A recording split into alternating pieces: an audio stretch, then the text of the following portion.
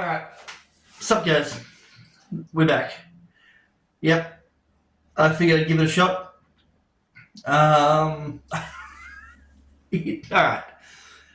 Should preface the video by saying I wasn't expecting to win any, and that expectation was met. but there's something that kind of did my nutting when hearing about Warrock, because I've only been part of the game for a couple of years now, like maybe going on 3, or just over 3 potentially, right? And Warrock has been known as the worst archetype that the game's ever released.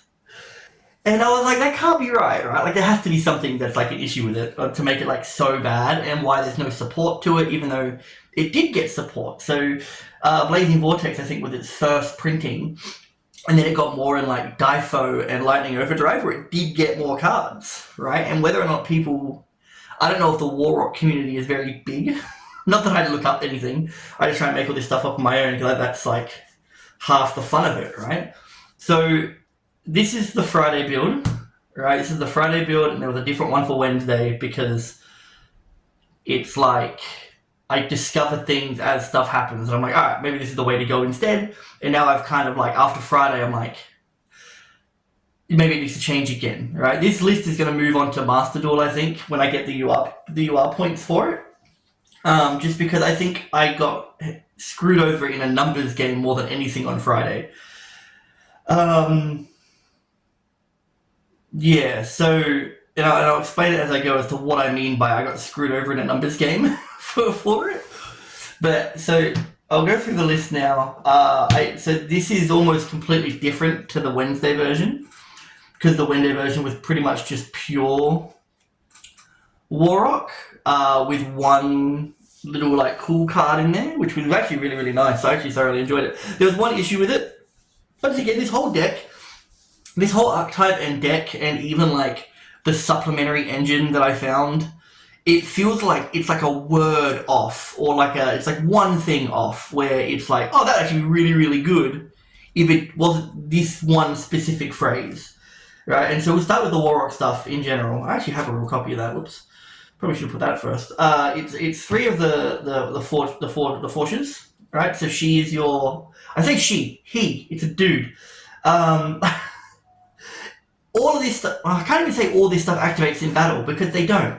So when an Earth Warrior battles, you can add a Warrock card from your deck to your hand. Then all your Warrock monsters gain that you currently control gain 200 until the end of your opponent's next turn, which it actually kind of comes up, that them being decently big, even if you can't finish a battle phase sometimes. And then if this card is sent from the monster zone to your opponent's card effect, you can specify someone 1 level 5 or higher Warrock monster from your hand or deck. Which like I want to say, like, the deck, it's consistent, right? Like, consistently shit, sure, but it's consistent in that it has a setup that it wants to get to. The issue is that there's no payoff. There's no real payoff. Like, the goal clearly is just to try to flood the board with like Warrocks from like like an Unchained style, where like if it leaves, you bring out another one, whatever, right? But where Unchained is just destroyed, this stuff needs to end up in the graveyard, which means if you played around a little bit more. But then even like the field spell, which is what you did, one Gakdos. This, when you summon an Earth Warrior, you special summon from hand. Does the same thing as Fortia, where if it leaves the field, you summon level 5 or higher. One Orpus.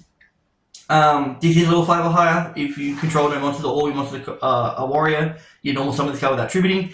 That kind of sucks. You should just be able to special summon it so you can actually flood the field properly, but whatever. Because it works with like Gactus and stuff like that. Like it's meant to be like a slower, it's like a weird kind of battle phase control deck, because it wants to work over multiple turns. And then same thing, if an Earth Warrior battles, you can send an Earth Warrior monster from your deck to your graveyard, any Earth Warrior, and then all your monsters, all your Warrocks gain 200 for the rest to your opponent's turn. And your opponent's turn, we got one Wento. If your Earth Warrior monster battles an opponent during his turn, quick effect, pay 100 life points to make them gain 800 to the end of this turn during damage calculation. And then same thing, if it's sent to the graveyard, summon a big Warrock. Mahmud, this one here pops back row when it normal summons like Orpus, so if you control nothing or only warriors, you can normal summon with attributing. After damage calculation, you can pop a spell trap. Then all your Warlocks gain 200 attack. One Meteor Dragon, which by the way, some of these Warlock cards are secrets. They put some of the Warlock cards as secrets. Cannot be destroyed by an opponent's card effects. When an attack is declared involving this card and an opponent's monster, you can get this thing never came up by the way. Like I mean the double attack did, but all this first part just never came up because most people's effects are already done by that point. You can negate the opponent's monster's effects this turn, as well as the activated effects and effects of the field with the same original name. When is that ever going to come up? That's really weird. They're not being destroyed by opponent's card effects. That's cool because, if it floats in, you can keep it there for a turn. But once again, destroyed. We have plenty of cards that banish at the moment. And then once per turn during a battle phase, not on the res, but during a battle phase in which your Earth Warrior monster battles, you can make all Warlock monsters currently gain 200 attack, and then this can make a second attack. You can make 2 attacks on monsters. Each battle phase is turn. So if you can figure out a way to do 2 battle phases, he gets 4 attacks on monsters.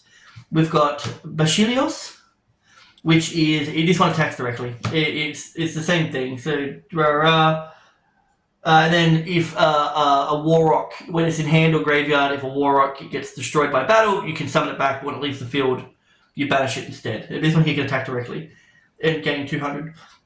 One Skylar. I hope this is all in. It should be in. Should be fine, I think. She's a reborn level 5 or lower. This is the start, by the way. This is like this one here, and potentially this one here are like the start of why is it worded like that, which is gains 100 attack for each monster your opponent controls. That's fine. She's also a 6, by the way. Doesn't normal herself out like Orpus and Mahmud do. During a battle phase in which she acts like a big one, but during a battle phase in which your Earth Warrior monster battles, you can target 1 level 5 or lower Warrior monster in your graveyard, special summon it. Also, Warlocks gain 200 attacks for the others, but for the rest of this turn, you cannot attack directly with level 5 or lower monsters. Whole point's battle phase. Why are we stopping the direct attack? Like, why do we not want to OTK? I guess it wants to control, but why are we forcing the control? Like, if you've broken through the board enough that like a direct attack from a level 5 or lower would cause you to win the game, why are we preventing that ability? Why are we going, nah, but you can't though, so they're going to live on 1,000 life points, you're going to pass turn, and they're going to go again. And then the spells for it, 3 medium. This one's really nice. So the first effect is really weird, so if your opponent controls a special monster, and you control level 7 or higher Warlock monster, during main phase 1, neither player can activate the effects of monsters on the field. This came up once, but I forgot about it until he was already like well into his turn, and I said, "Oh, well, none of this is legal." And he goes, "Why?" And I told him, and he goes, "This is Rossi." And he goes, "All right, then we're in main phase 2." And I was like, "All right, sick."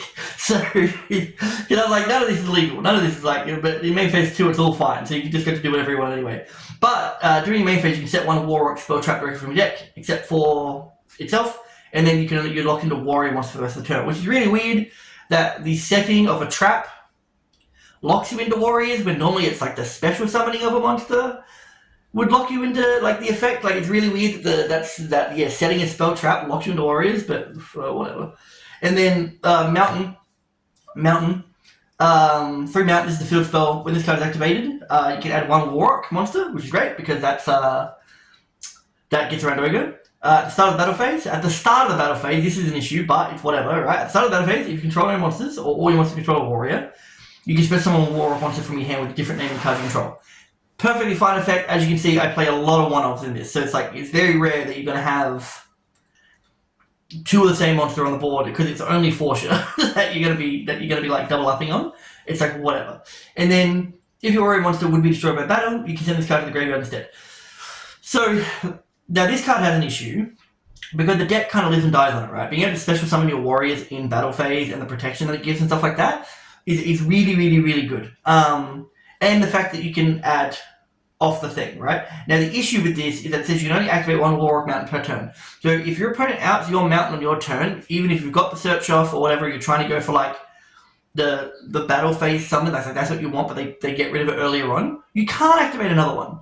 right? You're stuck to the one copy that's now sitting in the graveyard. And if you have a second copy, you can't, even though it's like, all right, even let's not make it like, oh, you can't search multiple times in the turn by playing like bloody the Dark World field spell, where it's like, I just play another one and discard, banish, draw another card, right? It's like the deck kind of lives and dies on its field spell, where it's like every battle phase, if you can summon another Warrock, you just get like you do get really really good advantage if this thing stays up for a few turns. But it's like if they do remove it though, you just don't even get to play another one and just be like, all right, well that's just sitting there for next turn, and I'm just down a field spell. Once again, just really really weird wording. Dignity, I like Dignity. Dignity is a good card. You must control a Warrock once to activate either of these effects. When a monster your opponent controls activates effects, negate that effect. Just a blanket negate while you control a Warrock. Forcer should always be on board. During the battle phase, but it is a battle phase dex or whatever, when your opponent activates a spell, trap card, or monster effect, negate that effect. Just negate anything. I don't know, I think that's cool. I thoroughly enjoyed it. I think it came up all the time and did stuff when it did come up.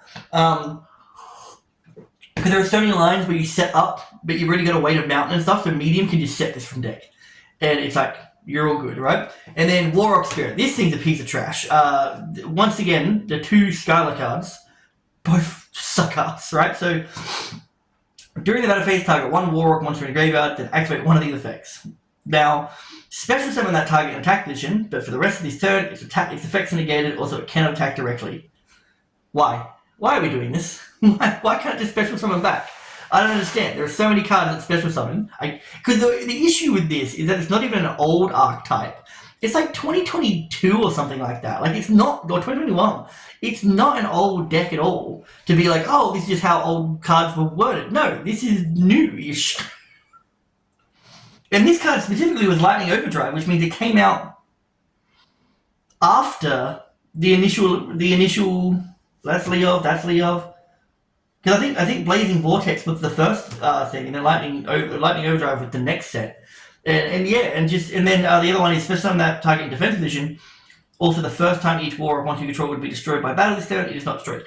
That's not too bad when you're in those lines where you're like they're all in attack mode and they're all huge, but you want to get all the plussing off, like the dumping off Orpus, the popping off my wood, adding off a Forsha. Like, or if you want to make something bigger with Wento, you need to get that first battle in without losing the monster, and you need to keep it up. That's not a terrible effect there. Like, honestly, if it was just that effect, I don't think I'd care. But this means this card can never let you go for game. So that's the Warrock lineup. Like, just while we're on it though, just like I said, it's like a word off being like decent, right? Like, this locking you into Warriors makes no sense. This being activated once per turn makes no sense. Like, it should just be like you're going to use the effects once per turn. This here negating effects when their whole deck lives off the battle effects of their battle phase makes no sense. This one here stopping direct attacks makes no sense.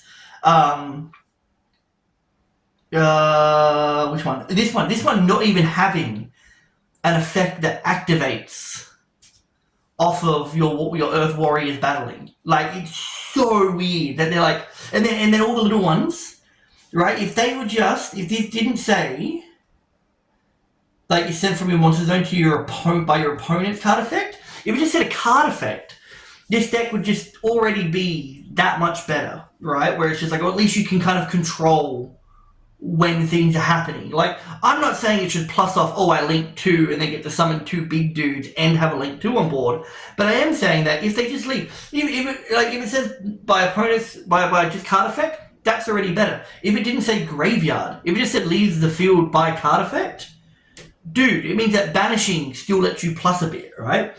Like, it's just weird. It's off by like a word. Every card's off by like one word to make it like pretty decent and playable. Because then we'll go into this like other stuff that I found, which I thought was pretty cool. Once again though, slightly off, but when you read some of these cards, it almost feels like it's built for Warrock as like non-archetypal support. So 3 Pyrite Knight. If this card's in your hand or graveyard, you can target one warrior monster, earth or fire, I gotta look up more fire warriors to see what this is even about. But earth or fire, except Pyrite Knight, return it to the hand, and if you do, special summon this card, then special summon one Pyrite token with 0 attack, 2000 defense. To your opponent's field in defense position. During the battle phase, quick effect, special summon one warrior monster from your hand. Setting that up with Mountain, fantastic.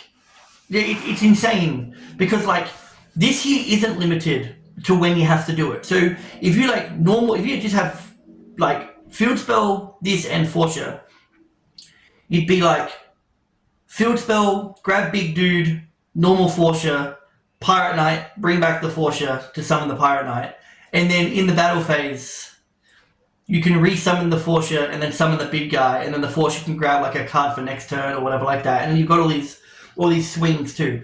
Big issue with this is that he's got 2000 attack and the token has 2000 defense and is in defense position, which means that you can't crash into it to get rid of it, and this guy can't even beat over it. So it's like, alright, whatever. But you've got plenty of cards that kind of like beat over it anyway. But it's still like, just as like I said, that one word where it's like defense position, or you'd be like, I don't even mind the token summoning, because it did come up in one of my games where he needed only insects on board to be able to do anything, and he needed to tribute insects to activate his effects, and the Pyrite Knight is a warrior fire, and so he's like, I can't actually do anything. So for like another turn, I got to build up again and just start swinging. And this one here is pretty cool. So once again, just like finding just more stuff. Todoroki, the Earthbolt star. There's a whole archetype called stars or some crap, and they're all like this. This is an Earth Warrior, level 6. Special summoned by sending one of them off from your hand to the graveyard, but then it loses 500 attack. That's weird, no idea. You can only special summon once per turn. During the battle phase, you can pay 500 life points to fusion summon one warrior fusion monster from your deck using monster from your hand or field as material. So in the battle phase, it fuses. Right? That's pretty nice. It's also an Earth, which means it can be dumped. I don't know why you would, but it can be. And then two Senko. If an Earth monster is normal, special summon to your field, which means all the Warlocks would set this off, special summon this card from your hand. Banish card from your graveyard, the target 1 level 5 or higher warrior monster you control, and 1 attack is monster your opponent controls. Your monster loses exactly 1500 attack, and if it does, destroy that opponent's monster. So it's really weird removal too, because the funny thing is that if you pair it up with Senko after a special summon, he has 100 attack points left. Why it's like that, I don't know. Why this is such a big pain.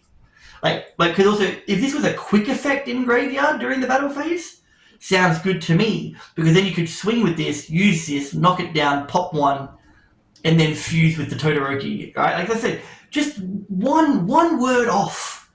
Tenma, light. So if your opponent controls a monster, or if you control an earth monster, you can normal summon this card without tributing. Once again, why isn't it a special summon?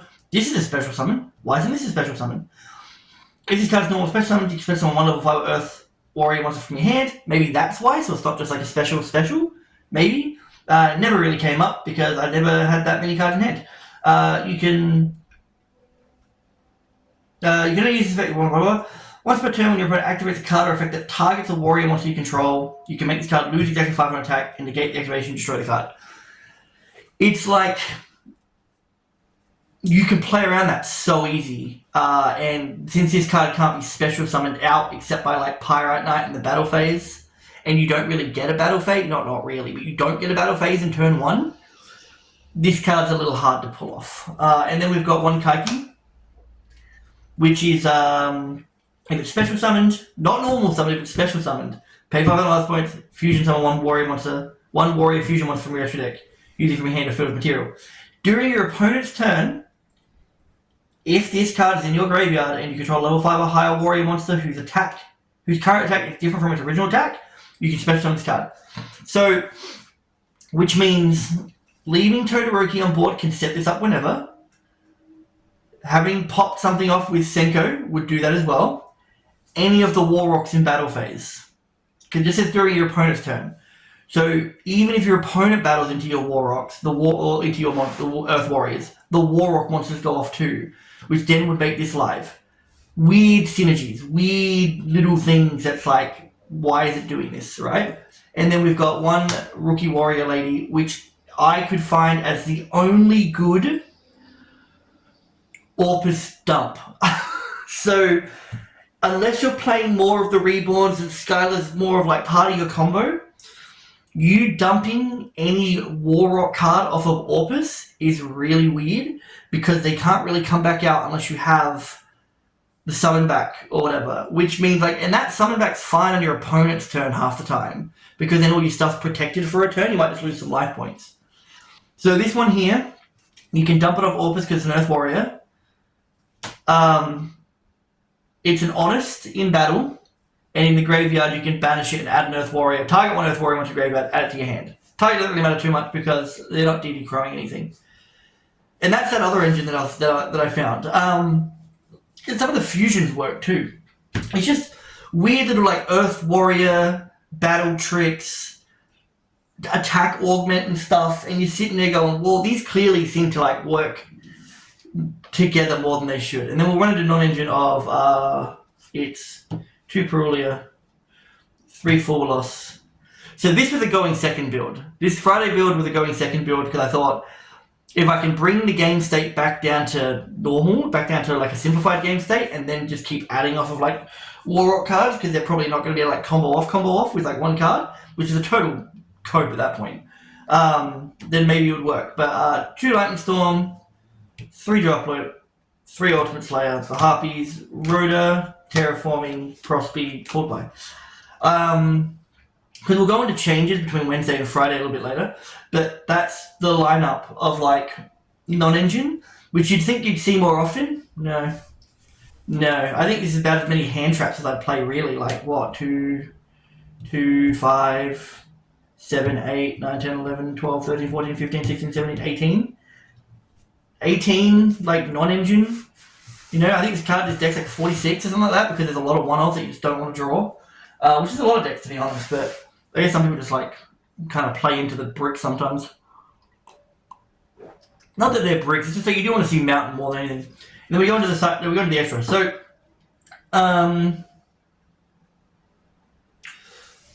Raijin, level 5 or higher light warrior monster plus 1 earth warrior monster. Kind of like a no-brainer when you got like Senko and stuff. Card it does piercing. If it battles a monster without a level, it inflicts double damage.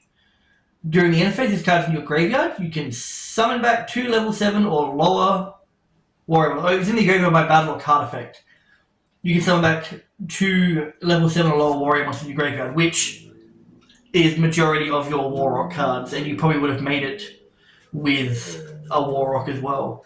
And this one's a little hard to see because the printing's not great. Itatem. 2 level 5 or higher warrior monsters. This thing's great. This card's fusion summon. Add a level 5 warrior monster from your deck. So that's Orpus, that's Mahmud. It's the Kaiki's there as well. You can dump it, and Tem is level 5 as well. But it gets you into more Warrock cards, which is nice. Once per you can, and then this is the other thing. So once per turn, you can discard any number of cards. This card gains 200 attack for each card discarded. All the Warrocks gain 200 attack, and this card gains 200 attack. Little cities, and then once per battle during damage calculation, this card battles the opponent's monster with an equal or lower level. You can make that opponent's monster attack 0 during that damage calculation only. Which this stuff helped go for game when I could, but it was getting there that was kind of hard. And then we got Zeus, Typhon, Aggregator, Cowboy. It's a rank 5 that can go into Deus Ex Machina. I have a copy of this, no idea where it is. Melon, Garura, Entis, SP, and Bucephalus. So that, and that are all ulti-slayer targets. And so this will send Garura when it goes. You get to draw as well, which is really nice.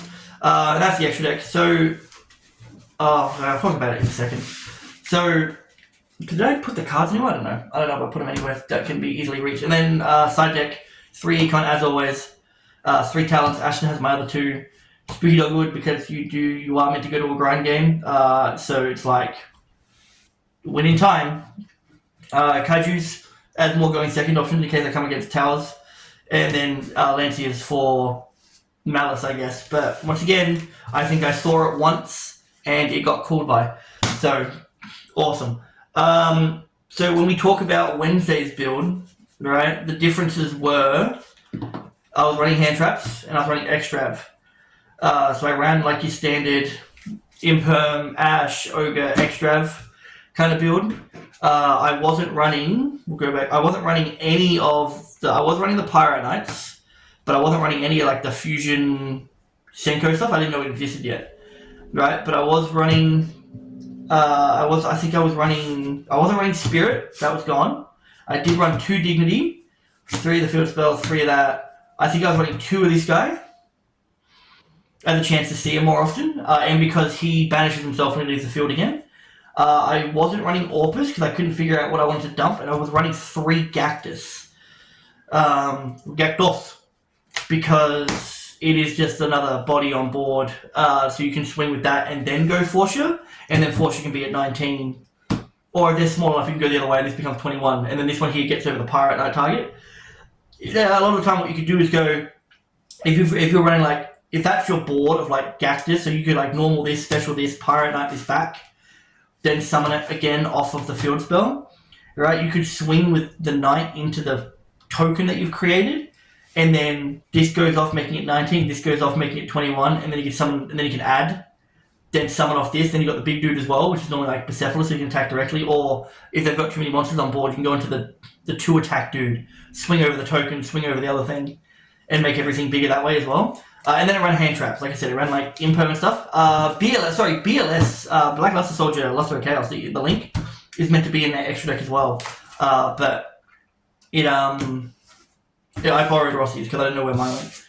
Yeah, so that was the biggest changes from Wednesday, because my extra deck didn't really do anything. The only thing I really cared about was Zeus off of Econ and BLS in case I needed the body, like the indestructible body kind of deal, right? So I was running Extra instead for the draw 2. I'm going to move this deck. So what I mean earlier about like, oh, I felt like I was just a card off the whole time. Like, there were so many times where just like I'd open only one board breaker, like Harpies. It's like a Harpies Duster would have won this, or I was one monster in hand off from being able to like summon off the field spell or summon off Pirate Knight and actually do like break the board and get it down to the state that I wanted to. Even sometimes after Mole Charming, like the amount of times I top decked a Mole Charming like for turn, it's like, oh, now I'm still sitting on 5 cards. And so you activate and hope that they summon in your turn, but then when they realize that you're playing War Rock, they're like, well, you're not going anywhere, so I'll just stay like this. It just felt like I was just one card off, like one decent card off every single time, to like properly break the board. My first duel on Friday was against RDA, and those monsters are too big. They're all over 3k, and I'm just sitting there going, how do I even begin to start attacking? You just don't get to. Like, it's just crazy. Like, you need the field spell and all that up, and it's just like, whatever. Whatever. So I think where the deck could go, right? Like, I think realistically, all of this core is fine, except for like Orpus is a bit too win more with like Rookie Warrior Lady, wherever she went, man. See if I can find her again. Like, I think Orpus is like fine, but realistically, it's like, and I know some people who are playing like a lot of it. So I think the combo is like you play 3 of Orpus, so you summon it.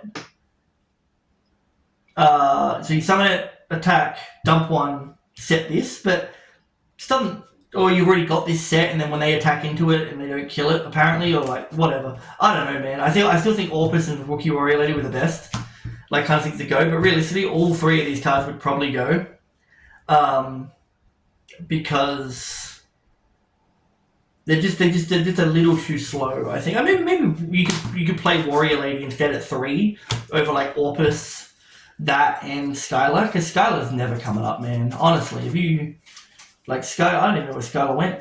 That's how bad she is. She just fucking vanished off the face of the earth. There she is. So like, honestly, you could probably play 3 Rookie Warrior Lady, just so then when they think, oh, I'll just swing into the thing so they don't plus, you just like honest them, and then they die, and then you get to start plussing off it and get to summon off the field spell and stuff, you know. But this is where like interaction is really, really important for going first. And so there's one card called it was called Expendable expendable die. Yeah, here, this thing. So for going first, I think this is probably a pretty good tech as well, where it's like tribute one warrior monster, then target one card on the field, destroy it, and if you do, tribute draw one card. Like, that's pretty cool for the draw power and for the interaction. But once again, though, like, you needed to have a few monsters on board already. So I think if that was the way to go, then, like, it'd be like 3 Force Share and probably 3 Gactus, right? You'd still keep your Pyrite Knights. It really be like this, and then, like, 3 Gactus, right? You do something on those lines. I think keeping the Warrock count, not necessarily low, but definitely lower than, like, one of everything. Like, no Skylar, but like this, probably this because the back row, Wento's pretty good, and one of this. If you just kept these, so what's that, 3, 6, 9, 10, 3 of this, 3 of this, and you want the terraforming, of course. And I'd probably say like 2 dignity, right? If you do something like that, and then you do the 3 Pyrite Knight, right? So what's that? That's 10, 13, 16, 19, 22. Obligatory called by Rhoda. Right, you do something on those lines. And then for the side thing, we don't play Tenma, because Tenma sucks. You play the 3 Todoroki. You play 3 Tenko, or Senko, because he's actually a really good extender. Right? And you probably don't even play the Kaiki either. Like, realistically, getting this thing to grade, if this was an Earth, then the Orpus plays would make more sense. But because it's not an Earth, it can piss off. And I don't want it anymore. Maybe play Crosby. And then you go like 3 Rookie Warrior if you wanted that kind of play. You can still just play 1. Like, it doesn't really matter, right? But if you play none, what's that? 3, 6, 9, 10, 13, 16, 19, 22, 25, 27, 30. Like, let's say you go 31 without the rookies, right? 31 without the rookies, and then you just do, like, if you want to play flat 40, I think the extra's fine, but if you just want to play flat 40, you now have 9 hand traps so you can chuck in. It'd be like, what? Ash, Imperm, Veiler, Ash, Imperm, Ogre, even, because Ogre's pretty good too. And I think that's kind of like the way the deck should be ran, because then you still got like your fusion abilities, you've still got plenty of monsters on board. Yeah, I don't think Warrock Spirit's ever going to come up, or at least it shouldn't, but maybe it does. I don't think it will though. But like 1 ability to fusion, because like Todoroki's fine. Because once again, if cards like this were like, you know, target on Earth Warrior and stuff like that, it'd be a bit better. Because then yeah. So I think like this kind of a list where you have like, what's that then? Like 1, 2, 3, 4, 5, 6, 7, 8, 9. That's 40 cards. I can't think of anything else that would work with a deck like this. Because like I was saying, it's bad. It's not good. I'm not going to stand here and say, man, this deck has so much potential. It's not that it has potential. It's just that it's only like a word off from being good. But also, it's consistent enough, right? Like, you can get to Forcia, you can get to a couple bodies, you can get to Mountain and Medium really, really easily. The issue is relying on your opponent to get rid of stuff beforehand instead of you being able to do it yourself. That kind of sucks. But also, like, it does what it wants to do fine, there's just no payoff. So is it the worst archetype? I don't think it's the worst archetype they've ever created, not at all. Because it looks like they were trying to be pretty concise with what it was trying to do, but just kind of like overtuned it a bit too much to make it, you know, I guess too fair, to the point where it's like, well, it's just not going to work the way that it wants to work. But like I said, I don't think there was ever a duel where I bricked. I think I bricked maybe once on Wednesday. I bricked it on one duel I bricked on Wednesday, and it was all hand traps. It was hand traps and 1 big guy. Right? But every other duel, I was getting to Forcia, I was getting to 2 bodies on board, I was getting to the field spell, medium, dignity, and stuff like that. So then maybe if you were playing more non-engine, so then you could like this and this and this or whatever like that. Because, you know, there's plenty of searches in here and stuff. You know, maybe you could still play Extrav over Prosperity if you don't care about your extra deck that much. You want to play more of like a just draw two and grab into more of your stuff, that's perfectly fine as well.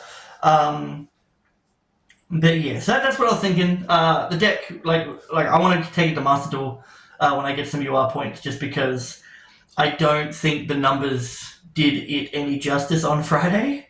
Because, like I said, I felt like I was just like just one card, like drawing a Mole Charming, top decking a Mole Charming. Like I think I top decked a Mole Charming like 5 times across 4 rounds, and it's just you just sit there and go, "Well, cool, man. It could have been anything else, and I probably would have been way better off without it." But yeah, so that's the list. Tell me what you think. If you know any other like Earth Warrior support that might work in something like this, just to give it a shot. I honestly think I've exhausted all the good possibilities when it comes down to other engines, with these guys being the best ones. And Pirate Eye being really nice too. But I think until this deck gets like some crazy support, which it won't. You'll just redo the archetype at this point. Call it like War Rocker or some crap like that, right? Make them like music heroes. But other than that, nah. I think it has potential in the sense of being like a really good rogue deck. Um, if if your numbers are right, but I don't know. I think because the cards don't do anything on board until the battle phase, you're kind of restricted in when you can start doing things. And the fact, like I said, that the whole archetype is just like it just feels like it's a word off. It's just a word off. Like this thing here should be the one outlier. Gactus should be the one outlier where it summons on normal summon and then everything gets 200. It should be like the one non-battle phase reliant one because it's the only thing that special summons itself from hand. So it should be like special summon, everything gains 200, then you can go to battle. This thing's at 19, this thing's at 21, and then everything kind of like works together a bit better that way. But like I said, yeah, just a word off. But let me know if you're a Warrock fan and what you did with this terrible, terrible deck. And I'll see you guys next time. Take it easy.